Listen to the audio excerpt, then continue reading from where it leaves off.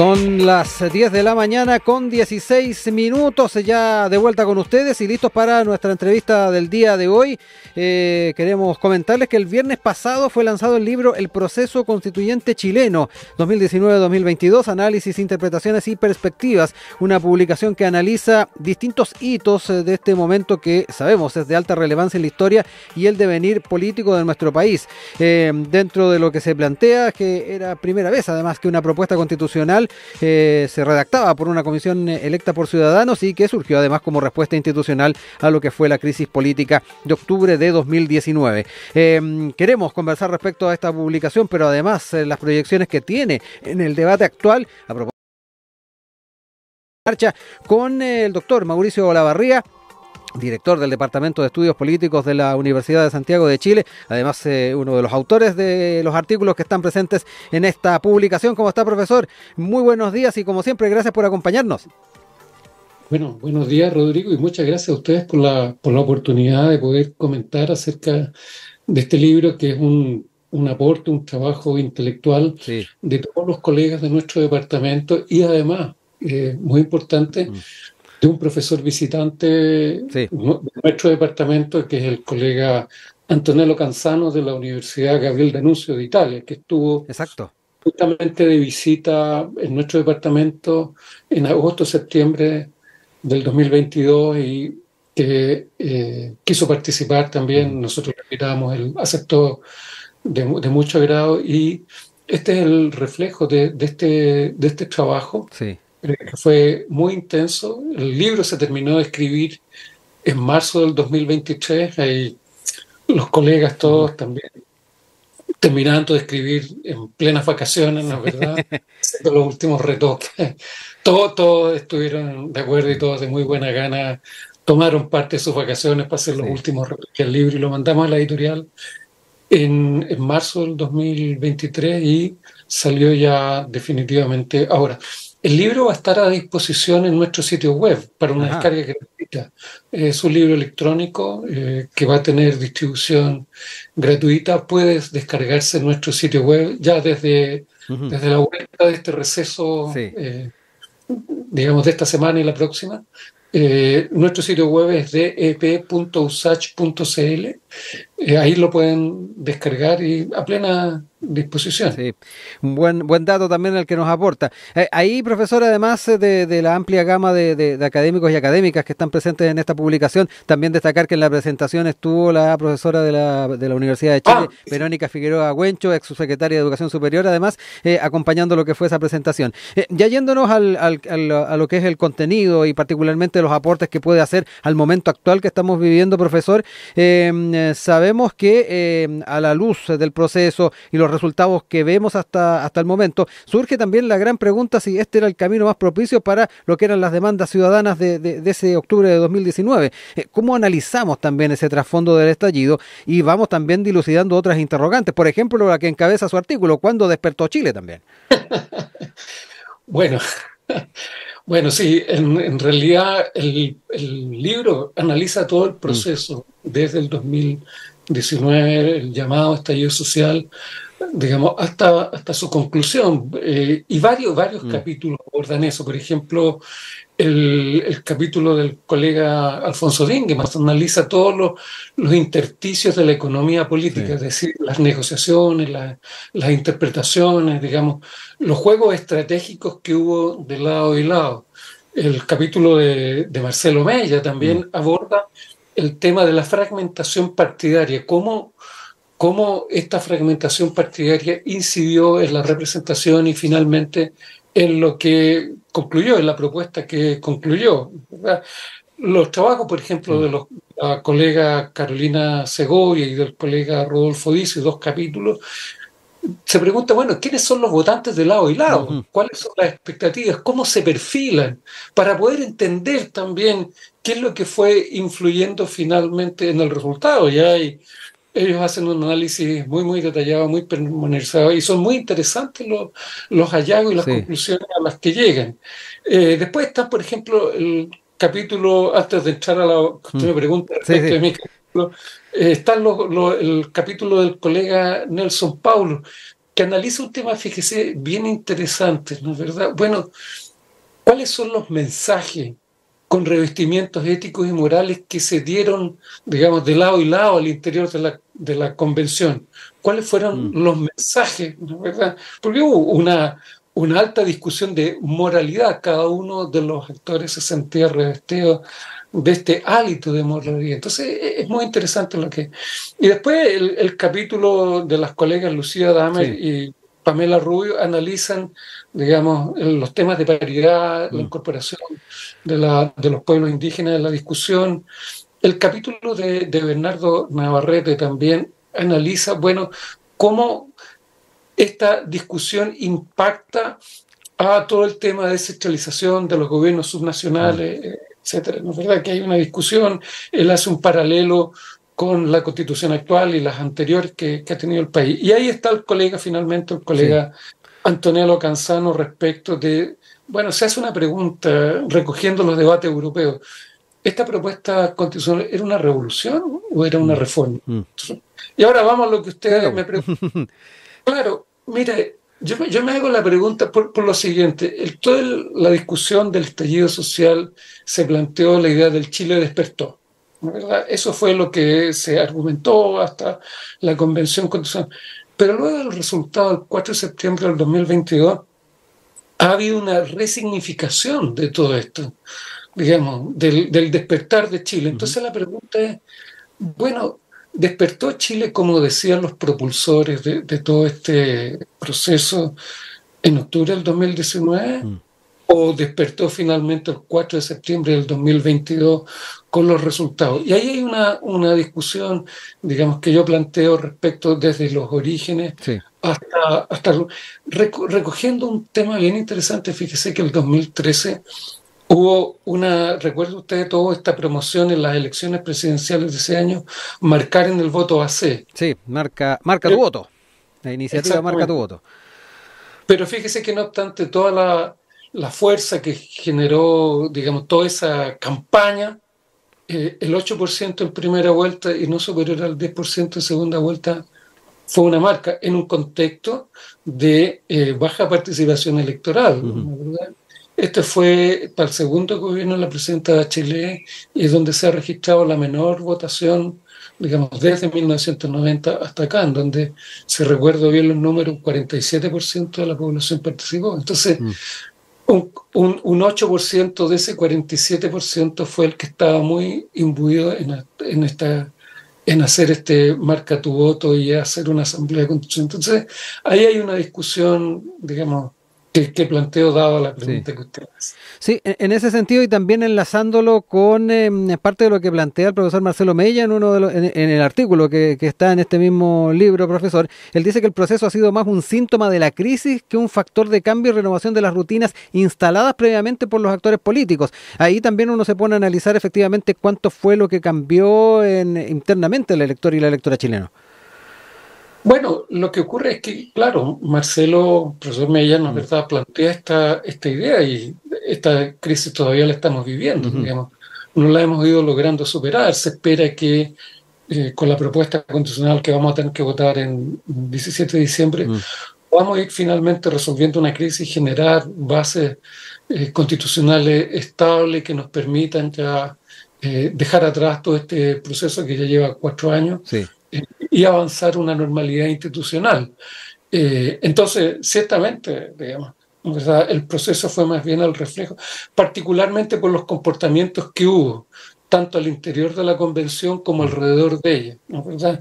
Reflejaron esta crisis, lo que todos los estudios y los expresidentes están también señalando, respecto de esta polarización que se ha ido acrecentando particularmente desde esa fecha, octubre del 2019 ahora, y que no hemos logrado dejar atrás. Sí, ahí usted plantea la polarización, pero además el profesor Mella también habla de esta fragmentación que se hizo evidente en el trabajo de la convención. Ahí dice que si bien la convención no produjo efectos mecánicos de alta fragmentación en el corto plazo, sí generó una fragmentación creciente a medida que se avanzaba en el trabajo de elaboración y votación de las normas. Pero también quiero ir un poquito más allá. ¿Le preocupa el tema de la fragmentación? Porque de repente si uno ve el trabajo a nivel parlamentario también se encuentra con fragmentaciones en diferentes ámbitos.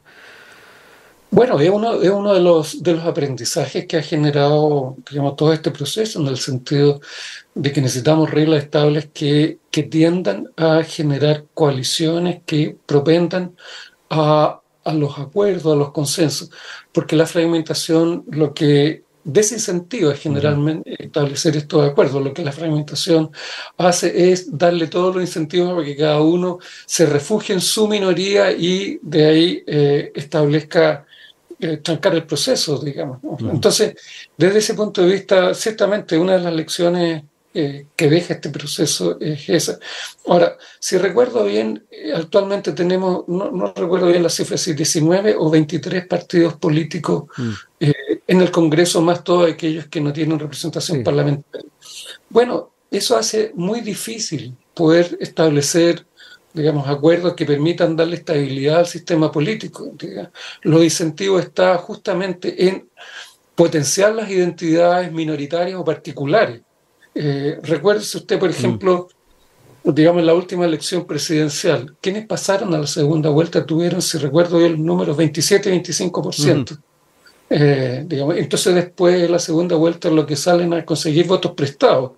Y que más exitoso es conseguir un crédito electoral es quien finalmente llega a la presidencia. Y de ahí entonces lo que tenemos, esta, digamos, dificultad para poder hablarle a las mayorías, para poder generar gobiernos de mayoría y con representación parlamentaria mayoritaria. Y ese es un tema que este proceso nos ha dejado bastante diáfano a nuestro modo de ver. Oiga, profesor, me quiero quedar con temas que estuvieron también presentes en el debate previo a el establecimiento de la Convención Constitucional y también en lo que fue el desarrollo de la misma. Y en ese sentido, saber cómo podemos proyectar la paridad de género en nuestra institucionalidad. Ahí usted nos mencionaba, las profesoras Pamela Figueroa y Lucía Dammert tienen una de las publicaciones en el libro, y ahí sostienen que la aprobación de una Convención Constitucional paritaria fue una de las principales innovaciones políticas en el Chile post-transición, pero agregaron que, según distintos estudios, aún las brechas son evidentes. El 58% dan cuenta de que existen barreras para el desarrollo femenino, y entre las mujeres este guarismo sube a 70% que cree que no existe la igualdad de oportunidades. Nos encontramos con dos situaciones, por un lado los caminos que se han ido abriendo, pero por otro lado que todavía las brechas están presentes. Bueno, sin duda ese es otro de los temas que deja digamos, este proceso y el que actualmente está en curso respecto a la necesidad de generar reglas que permitan un acceso igualitario, es decir, que poder consagrar esta igualdad entre hombres y mujeres. La pregunta es cómo se logra mejor eso sin alterar, digamos, la voluntad popular. Sí. Particularmente atendido los efectos que generó la elección de los consejeros constitucionales, como se llaman ahora. Recuerda usted el caso, hay como 3 casos emblemáticos. Uno, el de la región de O'Higgins, en donde el señor Sutil, si recuerdo el nombre, ¿no es verdad?, tuvo una alta votación, muy alta, y tuvo que ser reemplazado por una mujer de su misma posición, que tuvo una muy baja votación. Entonces eso, lo mismo ocurrió en Atacama con el ex senador, ¿me recuerda usted el Ricardo nombre? Núñez. Ricardo Núñez también, que tuvo una muy alta votación, que habría sido un tremendo aporte, digamos, a este debate por la trayectoria, la experiencia que él tiene y por su calidad también de liderazgo y personal. Y hay otro, me parece que en Concepción o en el extremo sur también hay otros casos tan emblemáticos como eso. Entonces, a partir de eso, la discusión se dice, bueno, digamos, necesitamos evidentemente generar un acceso igualitario a todas estas fuentes de representación, y no solo eso, no solo ahí, sino y también en los ámbitos de dirección, más allá del Estado, privada, etcétera. De eso no hay ninguna discusión. La discusión que se instala es cuál es el mejor mecanismo. Es decir, debemos alterar la voluntad popular, es decir, decirle a los ciudadanos, mire, usted está equivocado porque en realidad este es su representante y no el que usted quería. Ahí hay una discusión interesante. Y por otro lado, también ha habido otra discusión planteada por mujeres. Yo la he escuchado planteada por mujeres, decir que, bueno, las mujeres no necesitan ser tratadas como, digamos, de un tono menor y darles, por lo tanto, un conjunto de mecanismos de auxilio que de otro modo no tendrían. Entonces ahí hay una discusión interesante, cómo nosotros logramos establecer mecanismos que den un acceso más igualitario a estas fuentes de poder, pero por otro lado respetar la voluntad popular. Ahí hay una cuestión bien fuerte. Sí, quería recordarles que estamos junto al director del Departamento de Estudios Políticos de la Universidad de Santiago, Mauricio Olavarría, dando algunos datos respecto a este libro, Proceso Constituyente 2019-2022, Análisis, Interpretaciones y Perspectivas.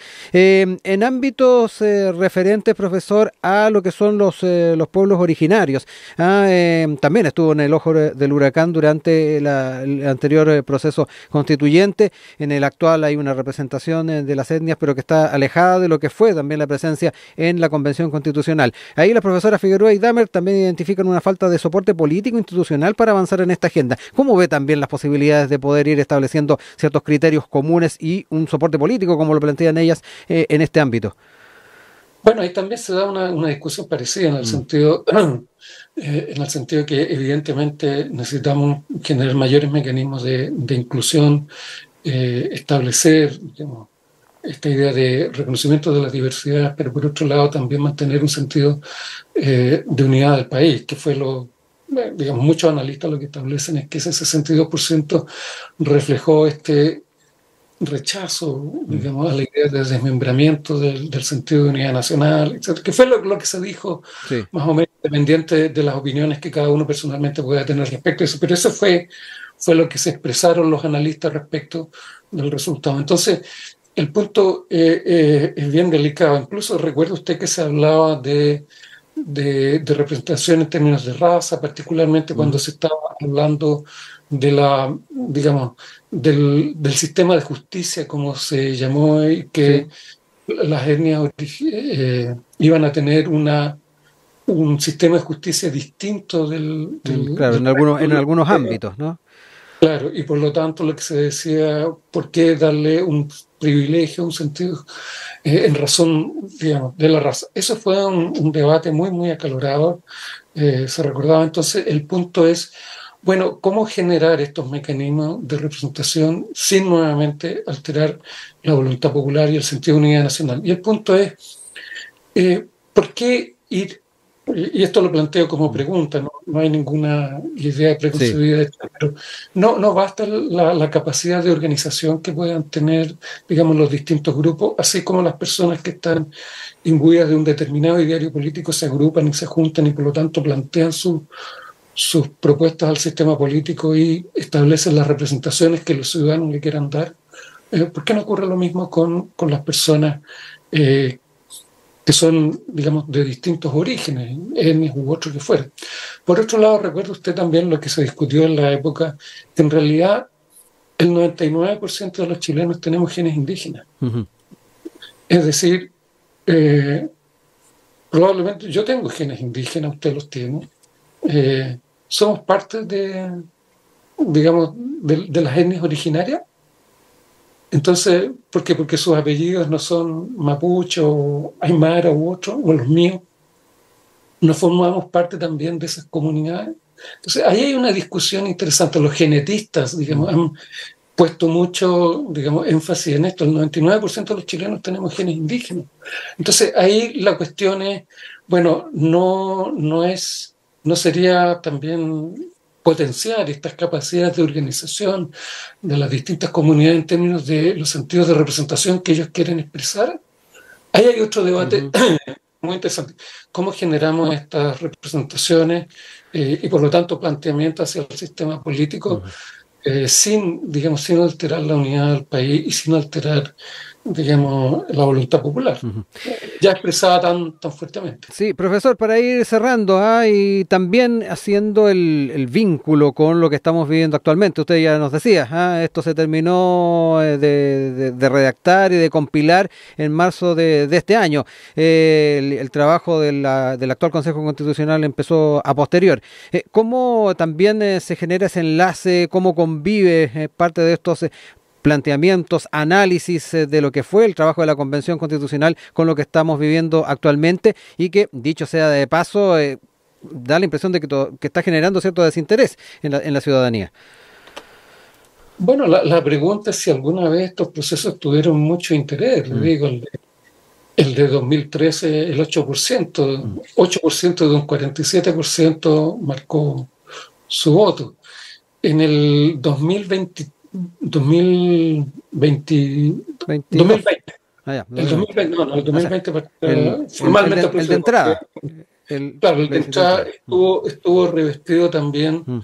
digamos, de este, ¿cómo diría? Este halo que se generó a partir del llamado estallido social de octubre del 2019, y también en un contexto que hubo baja participación. Recuerde usted que el 2020 era voto voluntario, Ujú. ¿no? ¿Verdad? Y por lo tanto las personas que participaban eran las que estaban más estimuladas políticamente. En el 2022 votó todos, digamos, casi, o los únicos que no votaron fueron aquellos que estaban a más de 200 kilómetros, los que estaban fuera del país y los que estaban, digamos, enfermos. Entonces, ahí hay una pregunta que también tenemos que hacer. Probablemente, digamos, lo que está ocurriendo hoy día es un poco el sentimiento estable que tienen los chilenos de lejanía respecto de estos procesos. Eh, por otro lado, digamos, digamos, enfrente a eso, Mm. un contrapunto de eso, es la necesidad que tenemos ya de generar mecanismos que tengan legitimidad, digamos, desde el origen en estas normas, ¿no? Ujú.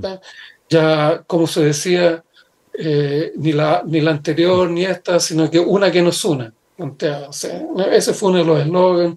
Chile es otro, fue otro de los eslogans que incidieron muy fuertemente en el resultado electoral. Entonces, recogiendo uno de esos eslogans que fue muy, muy fuerte y muy interesante, una que nos una. O sea, necesitamos generar Mm. mecanismos legítimos en el que todos nos sentamos integrados. Ahora, desde esa perspectiva, digamos, uno de los aprendizajes que refleja el momento anterior, el proceso anterior, es esta necesidad de tener, digamos, una propuesta constitucional que reconozca y recoja la diversidad del país, ¿verdad? Que recoja normas que probablemente no van a dejar contentos 100% a todos, pero que sí, digamos, generan bases que permiten darle estabilidad a los procesos. Algunos han dicho una constitución minimalista que establezca grandes derechos, grandes deberes, etcétera, y que a partir de eso los distintos gobiernos puedan generar sus marcos de política pública en un esquema de normas básicas, digamos, acordadas. Entonces, ahí, digamos, yo creo que ese es el Ujú. gran mensaje y el gran aprendizaje que hay detrás de este proceso. No me queda más que agradecerle, profesor. ¿Sí? ¿Puedo agregar una cosa? Sí, por ¿Verdad? favor. Alcancé a escuchar respecto de esto de cantar el himno nacional Ah, una sí, vez más. el tema del día que tenemos. Mire, lo que le voy a decir se me va a caer el carnet, ¿ah? ¿Ya? Pero yo recuerdo de niño todos los lunes, incluso antes de la dictadura, digamos. Yo entré a al colegio por ahí, digamos, en el gobierno del presidente Frei Montalva, ¿Ya? ¿no? Y era niño, al kindergarten, después al primero básico y así son. Y entré al Instituto Nacional, digamos, en quinto básico en 1970. ¿Ya? En toda esa época nosotros teníamos que cantar el himno nacional, Ujú. izar la bandera, y para nosotros, todos los días lunes, ¿ah? Sí. A primera hora, a las 8 de la mañana estábamos ahí, y fíjese, y para nosotros era un gran orgullo salir para izar la bandera nacional, ¿la verdad? Era un sentimiento de orgullo, de que era algo muy significativo para nosotros.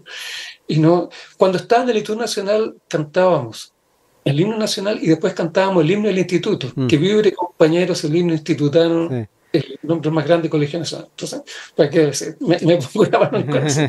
Entonces, ¿qué es lo que quiero decir? Mire, esos son actos simbólicos muy importantes porque van asentando la identidad nacional y la unidad del país, lo que estábamos hablando recién, Mm. ¿no? ¿Verdad? Son actos simbólicos muy importantes. Y ojo, son actos que no provienen de la dictadura, provienen de la esencia y de la profundidad del régimen democrático en Chile. Ujú. Bueno, que también nos haya marcado su posición respecto a este tema, lo han estado comentando en redes, también en el WhatsApp, y ahora también usted, profesor, nos da cuenta de su posición respecto a este proyecto que avanzó en la Comisión de Educación de la Cámara. Oiga, no me queda más que agradecerle, como siempre, la disposición, también invitar a que cuando ya esté el libro listo para descarga, poder hacerlo entonces a quienes nos están escuchando a esta hora, Proceso Constituyente 2019-2022, análisis, interpretaciones y perspectivas. Profesor Olavarría, muchas gracias y que esté muy bien. Muchas gracias a usted y le avisamos apenas esté disponible. Perfecto. Muy bien, que esté muy bien. Un abrazo. Igualmente, gracias. Son las